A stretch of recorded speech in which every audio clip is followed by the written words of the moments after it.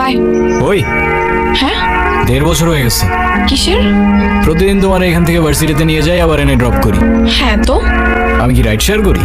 না তাইলে তেলের টাকা তুমি দাও। না, কেন লাগবে? দিব। মারবো একটা। আচ্ছা তোমার কি আমার এফোর্টস গুলো চোখে পড়ে না নাকি? তুমি কি বাই এনি চান্স আমাকে প্রপোজ করতেছো? I guess yes. দম নাই, এভাবে কেউ প্রপোজ করে?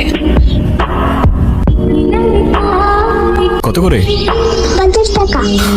আচ্ছা দেখো, প্রপোজ করায় না তো আমার এক্সপিরিয়েন্স আছে, আর না বলতে পারি কবিদের মতো শের বা শায়ের, কিন্তু এটুক বলতে পারি যে সারা জীবন আগলায় রাখতে পারবো, আর এফোর্টসে কোনো কমতি থাকবে না, আই সোয়ার। কসম কাটা ভালো না। কার্ডগুলো আমার পছন্দ, তাই নিচ্ছি। আর তোমার ব্যাপারটা আমি ভেবে দেখবো। Bye. I take that as a yes. আমি না বুঝতেছি না তুমি এরকম কেন করতেছো। আচ্ছা তুমি আমাকে বলো, বিএসসির জন্য আমার কানাডাতে স্কলারশিপ সহ সবকিছু রেডি ছিল। তুমি বললে এখন গেলে নাকি আমি তোমাকে হারাবো, তোমাকে অন্য কোনো ছেলের সাথে বিয়ে দিয়ে দিবে। ওকে ফাইন, আমি সবকিছু ক্যান্সেল করলাম। তারপর তুমি বললা তোমার বাবা বলছে যে বেকার কোনো ছেলের সাথে বিয়ে দিবে না। আমি সবকিছু ছেড়ে আমার বাবার বিজনেসে বসা শুরু করলাম, যেটাই আমার এতটুকু ইন্টারেস্ট ছিল। আমার মনে হচ্ছে না আমাদের একসাথে থাকাটা possible. That's it. That's it? Seriously তোমার মনে হচ্ছে না আমাদের একসাথে থাকাটা পসিবল? What about me? এত কথা বাড়ানোর কোনো মানে নেই, অযথা সময় নষ্ট করো না। সময় তো তুমি আমার নষ্ট করছো। এরকমটাই করার হইলে আমার লাইফটা কেন নষ্ট করলা? ভেঙে ফেলার হইলে সব আগেই ভেঙে ফেলতা, নাকি হুট করে এখন বেটার কাউকে পেয়ে গেছো? যা ভাবার তুমি তাই ভাবতে পারো, আমার কোনো প্রবলেম নেই। আরে প্রবলেম তোমার থাকবে কেন? প্রবলেম তো তোমার ক্যারেক্টার, আর আমার লাখের প্রবলেম যে তোমার মতো একটা মেয়েকে ভালোবাসি।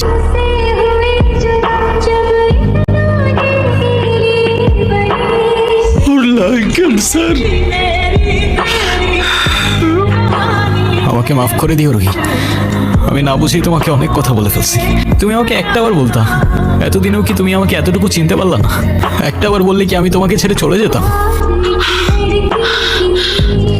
তুমি আমাকে ছেড়ে যাবে না বলেই তো আমি তোমাকে বলিনি। কেন তুমি চাও যে আমি তোমায় ছেড়ে চলে যাই? হ্যাঁ, আমার এরকম একটা জীবনের সঙ্গে তোমার সুন্দর জীবনটা জড়াতে চাও বলো? তুমি ছাড়া আবার কিসের জীবন? আমার জীবনটা তো ততক্ষণই সুন্দর যতক্ষণ সে জীবনে তুমি আছো। অযথা এসব কেন করছো রেহান? অযথা করছি? অযথা নয় তো কি, আমি আর কদিনই বা বাঁচবো? আমরা কে, কতদিন আর কতক্ষণ বাঁচবো সেটা কি আসলেই আমরা জানি রুহি? হিসেব করে লাভ কি বলো?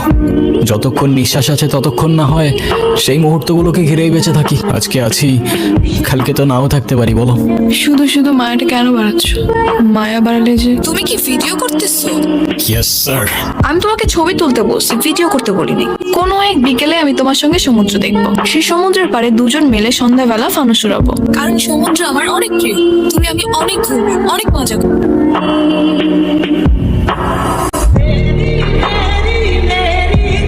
চোখ বন্ধ করো।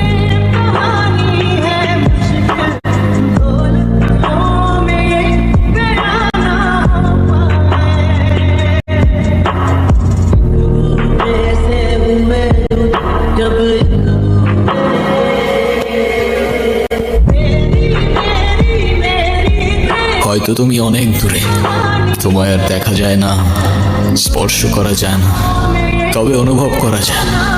অনুভব করা যায় তোমার নিঃশ্বাস, অনুভব করা যায় তোমার চোখের জল। পরে রেখো আমি আসবো মেঘের উপর পঙ্খিরাজে জুড়ে, কাঠগোলাপের সুবাস নিয়ে 7 সাগর 13 নদীর পরে।